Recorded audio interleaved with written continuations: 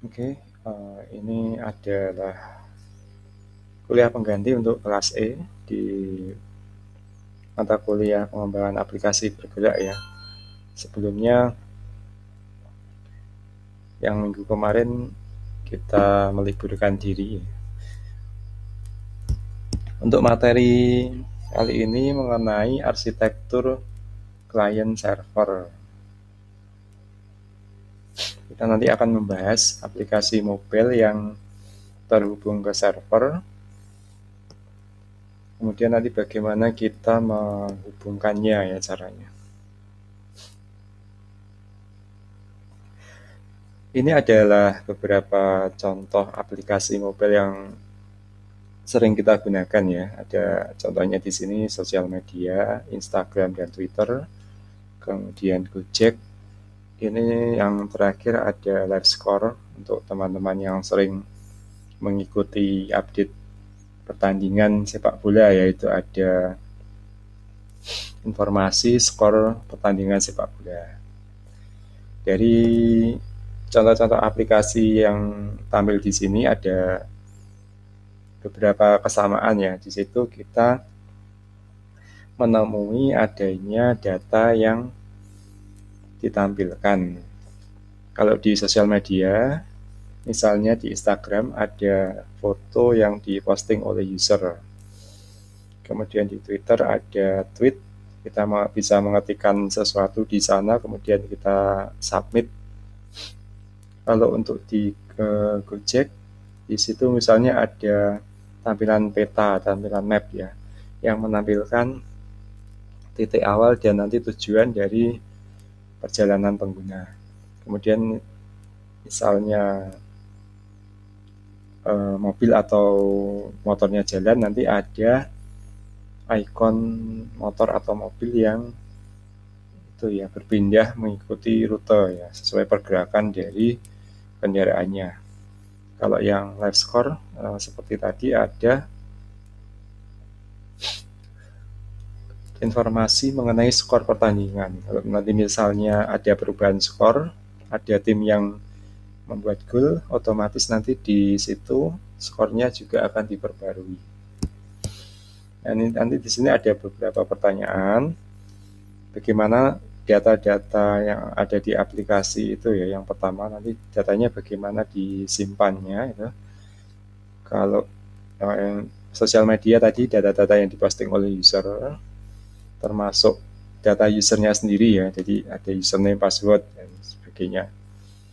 Kalau di Gojek ya sama, ada data user, kemudian data informasi mengenai pesanan ya, pesanan entah makanan atau kendaraan. Kemudian kalau di live score tentu saja skor, data mengenai skornya, skor pertandingan. Kemudian yang kedua, bagaimana data yang tampil di aplikasi nanti akan diupdate ya.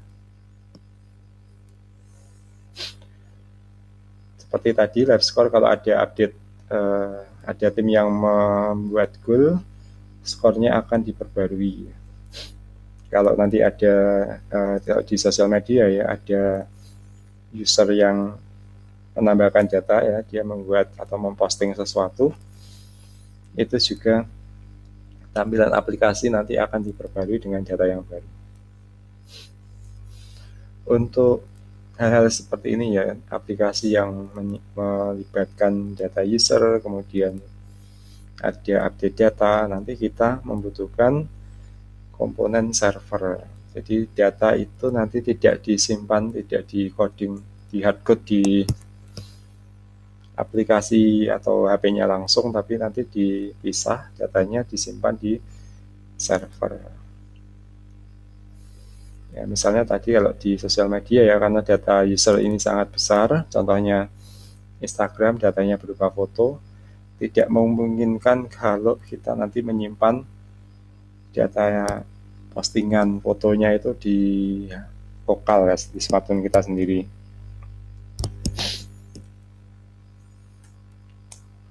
Oke, kita nanti akan ini ya, bahasan utama mengenai arsitektur client server. Di sini kita memiliki database yang terpisah. Ini tempatnya di komputer tersendiri ya.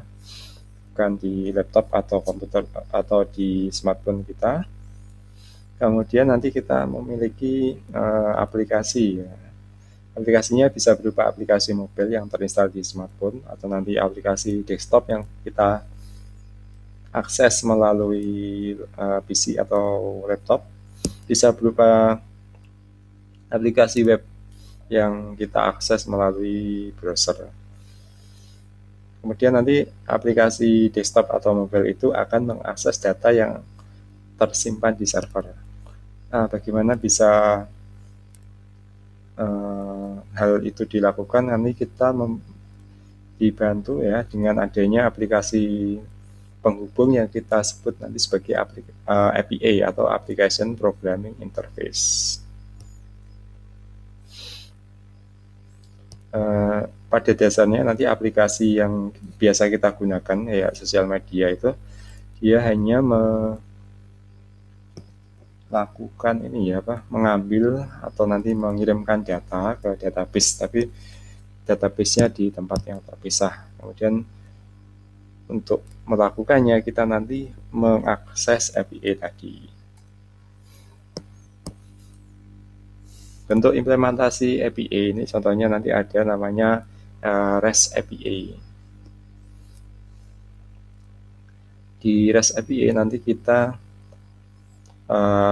ini adalah semacam ini ya suatu standar nanti bagaimana API itu atau API-nya diakses ya.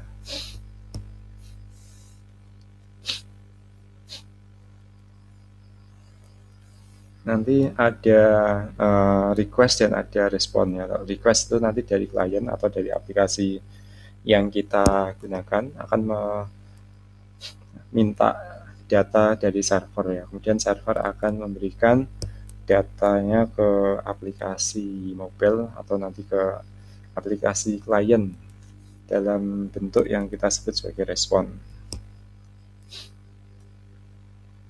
Nah, ini API tadi, Application Programming Interface, ini adalah aplikasi yang memungkinkan nanti ya ada komunikasi antara server dengan kliennya. Klien nanti adalah aplikasi mobile yang kita gunakan, kalau server adalah komputer yang ada di tempat terpisah ya, yang menyimpan data aplikasi. Kemudian REST itu sendiri adalah singkatan dari Representational State Transfer. Ini arsitektur API yang nanti bentuknya ada data atau resource ya, ini salah ketik, yang nanti diakses melalui suatu URL.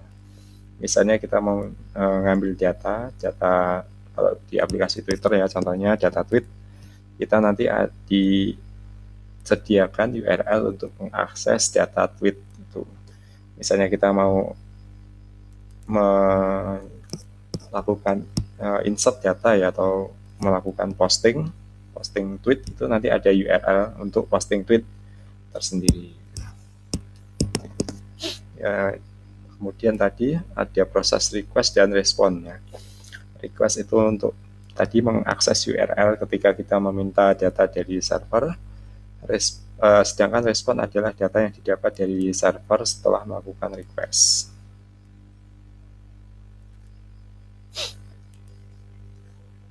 Baik, kita mulai ya yang mengenai request atau proses meminta data dari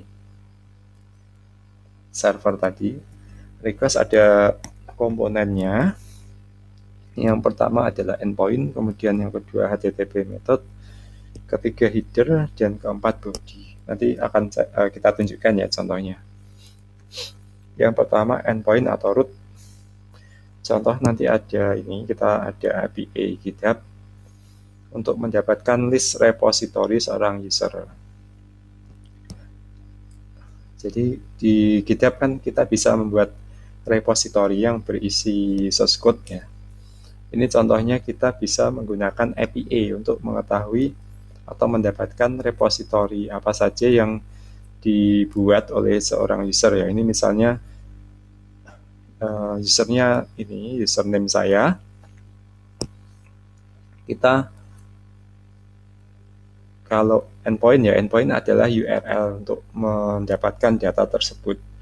Contohnya kalau tadi mau membuat atau mendapatkan list repository seorang user di GitHub, URL atau endpointnya adalah ini ya, api.github.com/users, kemudian /username-nya siapa, kemudian /repos. Ini bisa kita coba ya, ini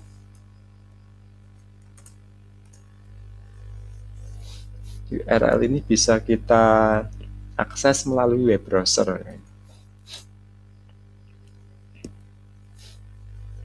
Ini saya melakukan request ya, jadi meminta data dari server. Nah, nanti saya mendapatkan data seperti ini. Kalau diakses lewat Mozilla Firefox tampilannya seperti ini ya, tapi kalau nanti diakses lewat Chrome ya, misalnya, nanti kita mendapatkan tampilan yang seperti ini. Jadi data-datanya sudah diformat ya, ini jadi ada notasi-notasi kurung kurawal, kurung siku kayak gitu ya. Kemudian ada informasi ya, ini ID repo, ID, nama repositorinya, full name, nama username, kemudian nama repositori ya. Nanti ada private atau enggak itu. Terus informasi mengenai ownernya ya.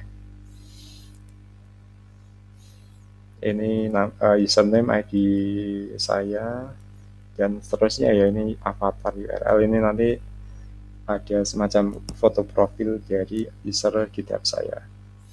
Kemudian ini ya, ini adalah format data yang disebut sebagai JSON atau JavaScript Object Notation ya. Ini ada yang tanda petik ini semacam nama field, kemudian titik 2 ini yang sebelahnya adalah value-nya ya. Value-nya ini bisa berupa integer, kalau ada tanda petiknya nanti string atau teks ya. Terus ada juga data berupa boolean, ini true atau false. Oke, kita balik lagi ke sini. Mengenai endpoint ya, tadi URL-nya, kemudian kita punya nanti ada namanya root endpoint. Ini endpoint apa ya istilahnya, intinya ya. Jadi sebelum ke slash itu nama domainnya, kemudian nanti ada endpoint dengan query parameter ya. Jadi nanti ada tanda tanya dan seterusnya ya. Ini kita bisa memasukkan namanya parameter, URL parameter. Sort sama dengan push ya. Nanti ini list repository tadi akan diurutkan berdasarkan kapan melakukan push. Jadi datanya bisa diurutkan, tapi nanti keluarnya dalam bentuk format JSON juga. Kalau tanpa query parameter nanti datanya ini tidak ada pengurutan berdasarkan kapan di push. Oke, itu sekilas mengenai endpoint. Selanjutnya adalah HTTP method. Jadi nanti kita ketika mengakses data atau URL tadi atau endpoint tadi, ada sejumlah metode yang kita gunakan.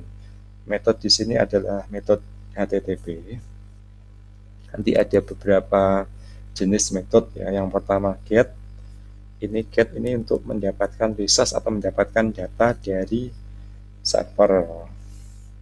Nanti penggunaan seperti apa akan kita tunjukkan contohnya. Kemudian yang kedua adalah post. Post itu untuk membuat suatu resource atau nanti kita menginputkan data ke server. Kemudian put dan patch itu untuk melakukan update resource atau update data yang ada di server. Kemudian terakhir ada delete. Delete ini untuk menghapus data yang ada di server atau menghapus resource yang ada di server. Selain ini nanti ada beberapa HTTP method yang lain, tapi jarang digunakan ya. Jadi kalian bisa searching HTTP method yang lain itu contohnya apa gitu.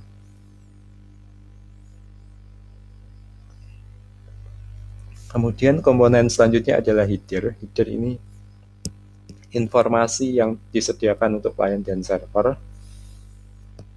Bentuknya berupa pasangan properti dan value ya.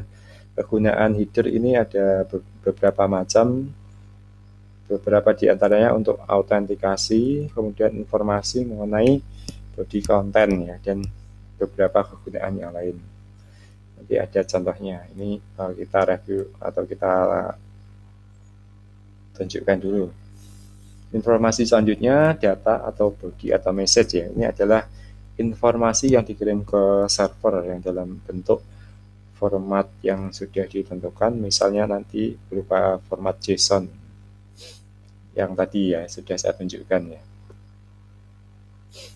Nah, JSON itu tadi seperti ini, jadi ada notasi-notasi kurung kurawal, kurung siku, kemudian tanda string yang ada di dalam tanda petik ya, kemudian titik 2 gitu.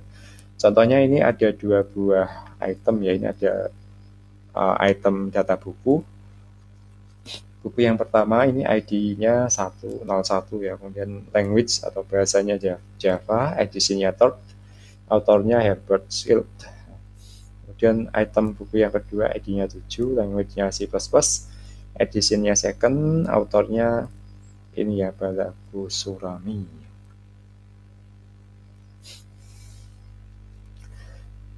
Ya, JSON nanti ada 2 jenis yang perlu kita ketahui. Yang pertama JSON object, pokoknya diawali dengan tanda kurung kurawal.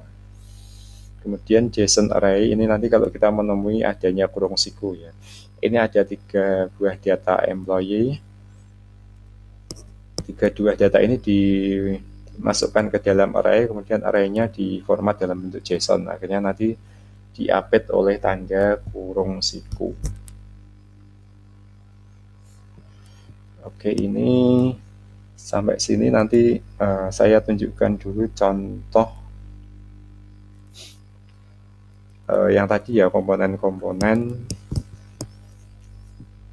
request-nya. Oke, ini saya berikan contoh bagaimana kita mengakses data yang ada di server menggunakan API. Di sini saya sudah membuat API untuk membaca data dari database yang terinstall di laptop saya ya. Saya membuat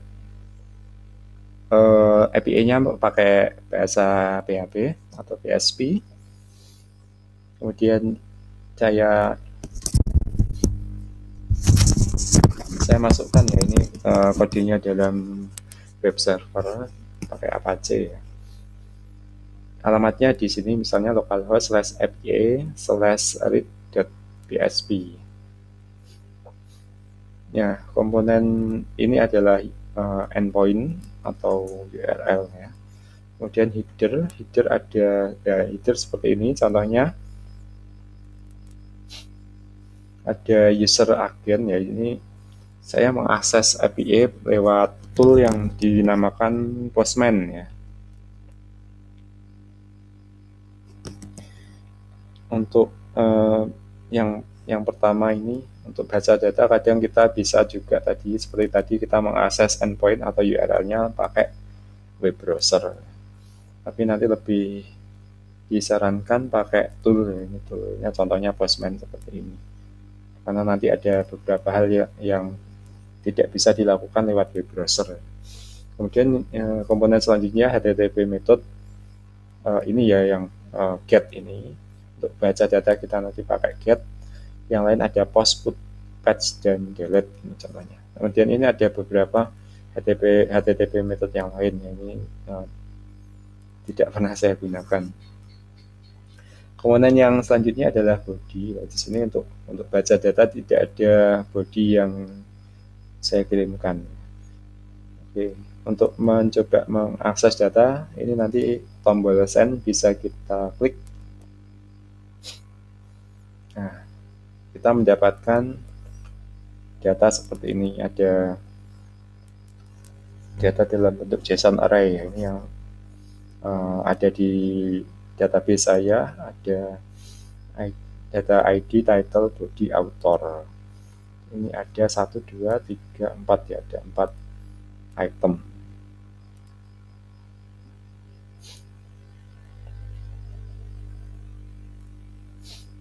Oke, balik ke slide ya. Nah, nanti bagaimana untuk membuat API tadi? Kita bisa menggunakan berbagai macam bahasa pemrograman. Yang pertama pakai PHP. Ini kita bisa pakai PHP biasa ya. Ini nanti kalian bisa nyoba di sini, linknya ini. Ini pakai database MySQL, nanti dihubungkan ke PHP tadi, kemudian dibuat API ya.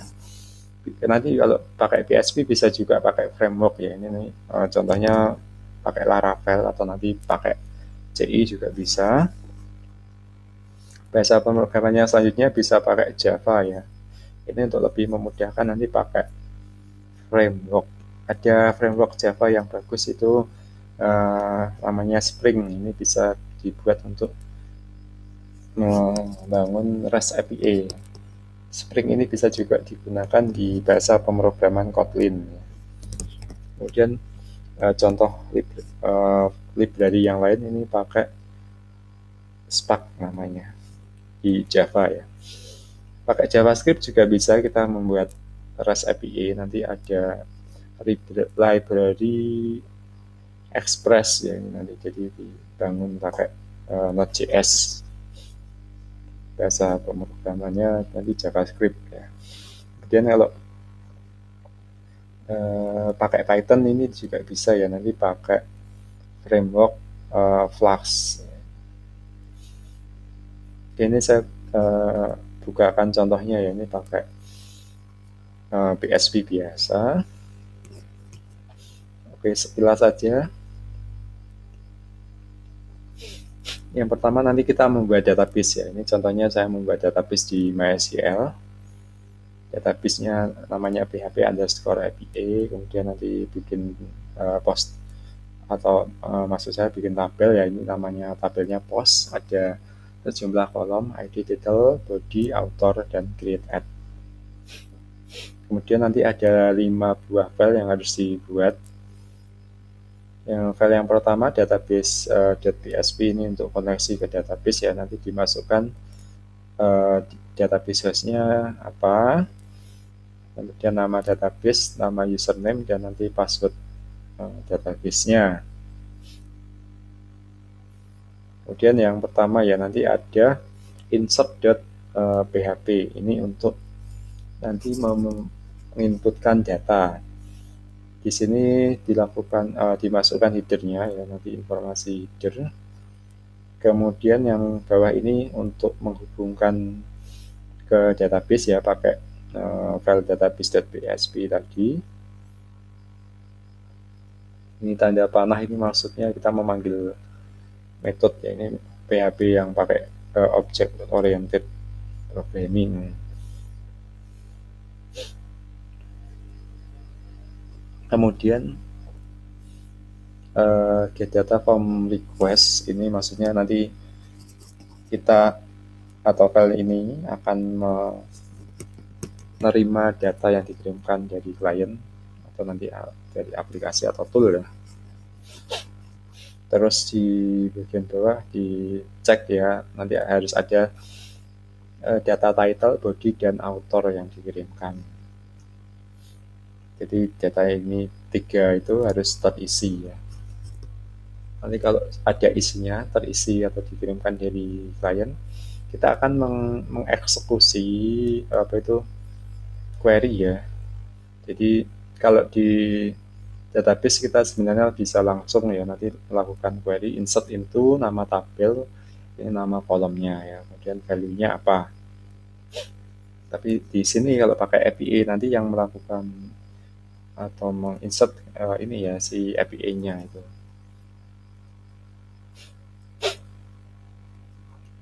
Query-nya insert tadi, kemudian bagian bawah ini nanti bagian untuk mengeksekusi query ya ini. Data binding ini ya proses apa ya, kurang lebih datanya di kayak di apa format, jadi nanti ada data yang dikirimkan dari user ya, HTML spesial karakter ini supaya kalau nanti ada karakter yang aneh-aneh seperti tanda petik itu ya, nanti akan diformat supaya dia bisa masuk atau bisa dikirimkan, kurang lebih seperti itu. Terus bagian bawah ini eksekusi query-nya, kalau berhasil dieksekusi ada pesan data sudah berhasil di-insert ya, kalau belum nanti informasi atau pesan data tidak dimasukkan atau tidak di-insert. Oke, ini kita coba kita memasukkan data ya. Sebelumnya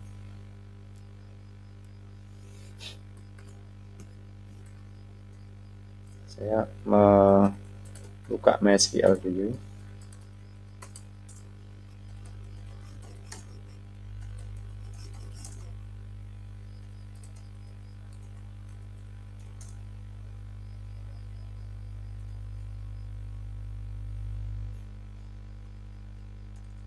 Ya, ini saya select dari tabel post tadi. Nah, ini ya ada 4 buah data di sini, 4 record. Kemudian kita akan menginputkan data yang baru. Ini saya pakai postman lagi. Ini ya metodenya post ya, karena mau input data. Kemudian endpoint-nya ini insert.php ya. Nanti di header itu saya menambahkan content type application/json. Jadi data yang akan saya kirimkan saya format dulu dalam format JSON itu. Kemudian di body kita atau saya memasukkan data yang mau di insert ya, title, body, author. Ini contohnya, ini saya ubah contoh judul 5 atau 6 gitu ya. Terus ini adalah body atau mau mengisi kolom body tadi ya. Jadi kita sebenarnya mau insertkan data ke tabel ya. Title, body, author adalah kolom-kolom yang ada di tabel ya, title, body, author. Dan autornya saya sendiri ya, ini contohnya. Bodinya pilih ini raw, terus kemudian di sini ada JSON ya. Kita kirimkan. Nah, di sini di respon body ada informasi data berhasil di-insert. Kalau nanti kita cek ya pakai select, nah ini ada data baru yang masuk ya, ini ID-nya 6, ini 124 ya, sebelumnya sudah ada data dengan ID 3 tapi saya hapus, dia lanjut ke 5.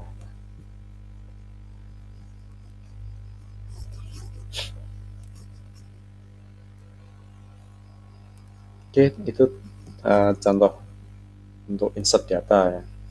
Selanjutnya bawah ada read.php, ini tadi sudah saya tunjukkan ya, contohnya kita mengambil atau membaca data dari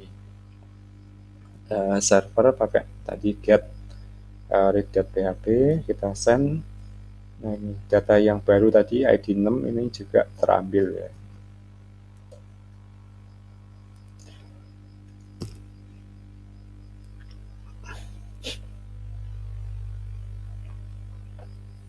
Oke, lanjut. Ini update.php ini untuk melakukan update data ya.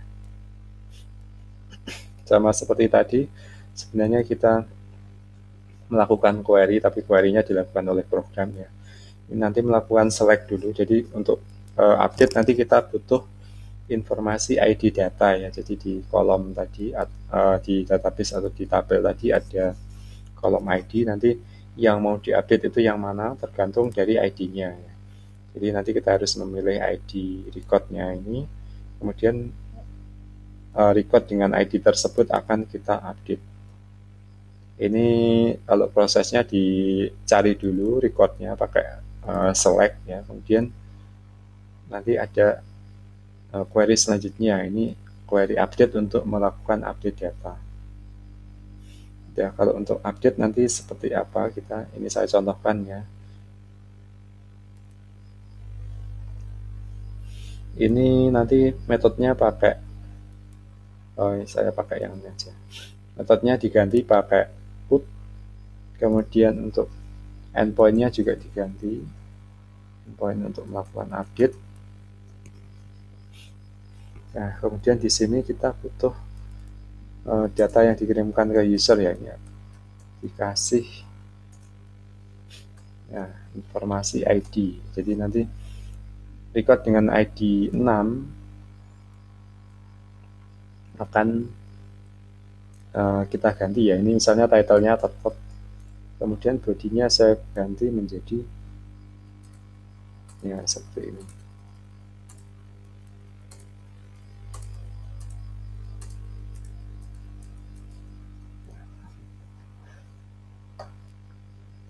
Ini kita kirimkan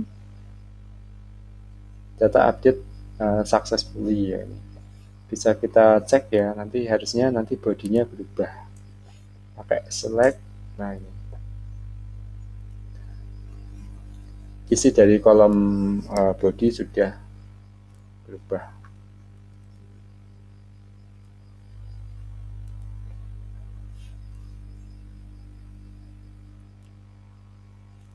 Nah, kemudian yang terakhir ada delete data ya, ini delete.php. Atasnya ini sama, yang perlu diketahui ini ya, query-query-nya ini juga sama, di select dulu atau dicari dulu recordnya. Kemudian untuk delete nanti kita juga butuh informasi record yang mana yang mau kita hapus, yaitu nanti berdasarkan ID recordnya.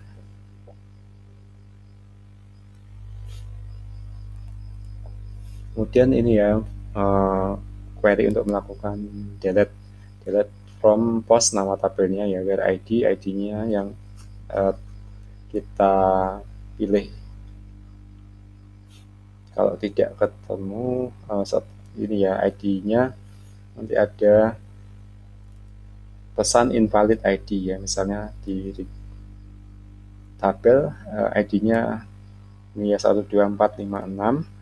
Kalau nanti kita masukkan ID-nya 3, dan nanti tidak ketemu ya, tidak ada record dengan ID 3. Kemudian informasi yang ditampilkan adalah invalid ID.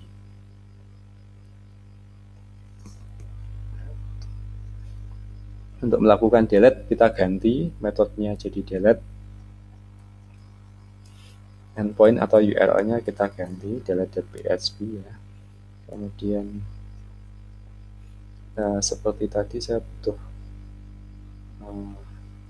header content type, isinya JSON, application JSON. Nah, di sini kita butuh body ya, bodinya itu JSON. Kita masukkan informasi ID, jadi data yang mana yang mau kita hapus. Ini misalnya data dengan ID 6. Kemudian kita send. Nah, ini ya, kita dapat respon post sudah berhasil di delete. Kita cek, nah ini ID 6, record dengan ID 6 sudah tidak ada. Kalau ini saya send lagi, nanti ada informasi invalid ID, ini kurang A. Oke, itu sekilas mengenai API dan cara mencoba aksesnya ya, ngetes atau testing aksesnya. Nanti kalau kita lanjutkan, API ini nanti bisa kita integrasikan, kita gabungkan dengan aplikasi mobile. Dan untuk menggabungkannya nanti kita bisa memanfaatkan sejumlah library ya. Untuk yang pakai Java atau Kotlin nanti ada library namanya Volley dan Retrofit. Ini contoh tutorialnya ada di sini, nanti bisa kalian coba. Ini kalau pakai bahasa Java yang Retrofit, kemudian bawahnya ini kalau pakai Kotlin. Nanti juga akan saya tunjukkan contohnya. Kemudian kalau pakai Flutter ya ini nanti bisa juga pakai Retrofit. Kemudian yang kedua pakai library HTTP, ini contohnya. HTTP nanti kita menambahkan dependensi di situ. Oke, sebelum nanti saya akhiri akan saya demokan sedikit mengenai contoh mengakses API ya, pakai aplikasi mobile. Berikut ini akan saya tunjukkan ya bagaimana mengakses API. Ini pakai bahasa Java, nanti pakai library Retrofit. Untuk yang lain, Flutter dan sebagainya, bisa dicoba sendiri ya. Flutter ada contohnya, link tutorial di slide. Untuk mengakses API, kita nanti membutuhkan menambah permission untuk mengakses internet ya di sini. Ini contohnya di Android Manifest, nanti kita tambahkan users permission internet ya di sini. Selanjutnya kita butuh menambahkan dependensi. Dependensi ada di sini di build.gradle yang add. Dependensi kita tambahkan retrofit, kemudian converter JSON ya di sini. Selanjutnya kita membuat interface. Ini interface post API, ini bisa diganti namanya yang lain ya. Kemudian metode ini pakai add-get ya, jadi ini metode untuk mengakses endpoint atau URL-nya. Ya, kita nanti mengakses endpoint untuk membaca data, ini pakai read.php. Seharusnya kalau lengkap ada HTTP, kemudian localhost /API, kemudian baru /read.php. Tapi kalau untuk ini ditulis belakangnya saja ya. Kemudian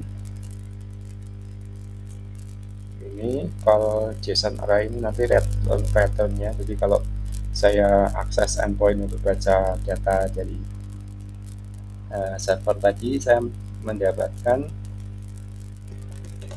return type atau tipe datanya berupa JSON array.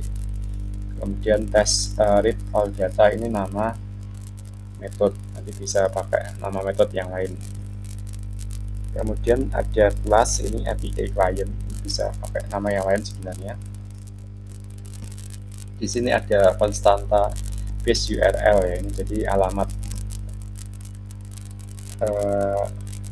endpoint atau servernya ya. Tadi yang kita tulis di Postman ini ya, http localhost /API, kemudian slash ini nama file, untuk kalau delete ya delete.php, loaded ya read.php itu ya. Nah, kalau di sini kita tidak bisa menggunakan localhost karena nanti localhost adalah localhost milik smartphone ya, tapi yang kita masukkan kan localhost di laptop saya. Jadi ini saya menggunakan IP address laptop saya, kemudian /API ya, yang belakang read.php tadi sudah ditulis di interface. Jadi cukup sampai /API, kemudian slash nama filenya tidak yang kita tulis. Kemudian yang bawah ini ditulis, diikuti saja. Nah, sudah ya, ini kita cukup dua buah file Java itu. Kemudian di sini ada main activity. Main activity ini nanti ada contoh bagaimana kita menggunakan interface POS API dan API client tadi ya. Ini untuk memanggil endpoint atau mengakses datanya.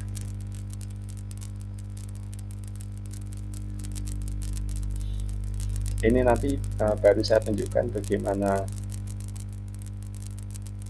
kita mengakses API, tapi belum sampai nanti kita menampilkan datanya ya.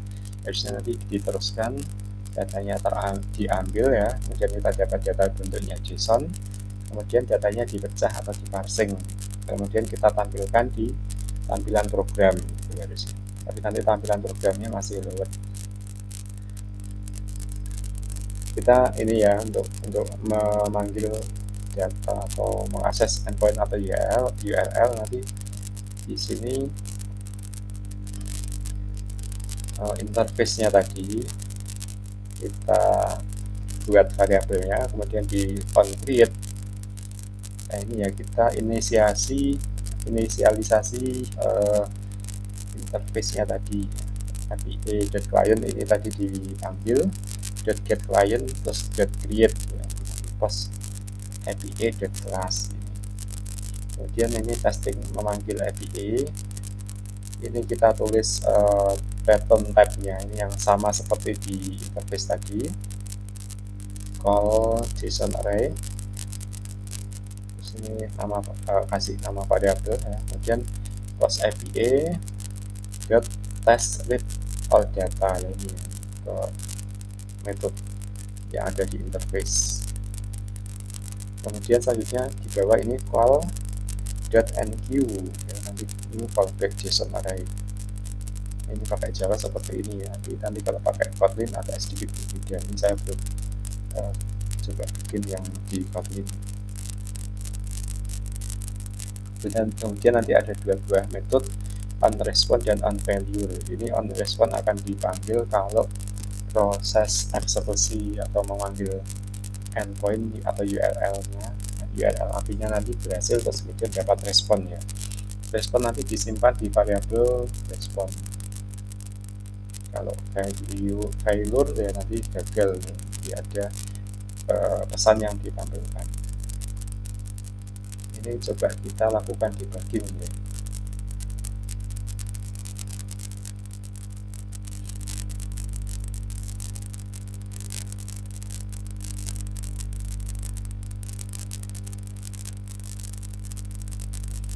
Nanti akan kita tunjukkan kalau berhasil memanggil API, kemudian nanti dapat respon berupa data dalam format JSON.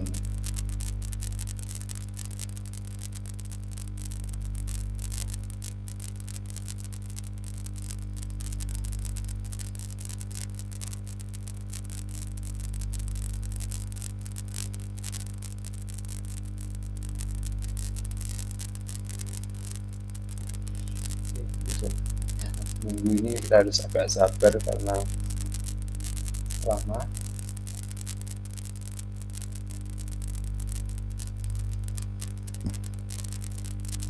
Oke, sudah mulai ya. Tampilannya nanti masih hello world. Tapi ini belum sampai ke situ ya. Oke, karena saat ini saya pakai debug, kemudian saya pakai breakpoint ya di sini. Jadi ini bisa kelihatan programnya sudah mengeksekusi ini call.env, kemudian program bisa di pause ya, ini berhenti di sistem out print yang di sini. Jadi dia masuk di onResponse, atau dengan kata lain proses memanggil API-nya sukses. Kita nanti bisa melihat isi dari variabel respon ini ya. Variabel respon ini ada code 200 ya, ini proses request-nya berhasil, nanti dapat respon. Nah, di sini ada informasi body ya di sini. Elemennya 4. Nah, ini ada data 4 record yang di database saya ya. Ini dapat dalam bentuk format JSON. Ada kurawalnya, ID-nya 1, title-nya contoh data 1, body, kemudian author. Kemudian data yang kedua, ketiga, dan keempat. Nah, ini harusnya diteruskan, nanti kita parsing datanya ditampilkan ke tampilan program. Ini belum sampai ke situ. Ini programnya bisa kita lanjutkan.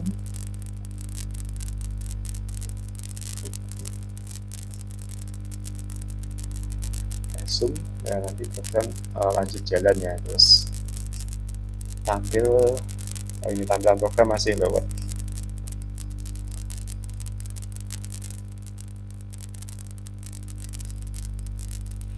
Oke, seperti ini contohnya untuk memanggil API ya di aplikasi mobile.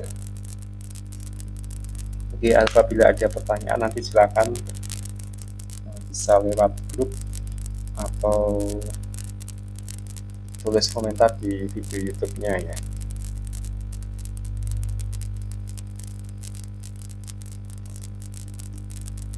Oke, untuk tambahan materinya sampai sini dulu, nanti kita lanjutkan di pertemuan berikutnya. Nanti jangan lupa yang kelas B ya untuk mengisi presensi yang ada di OJW. Oke, terima kasih. Sampai jumpa di video berikutnya.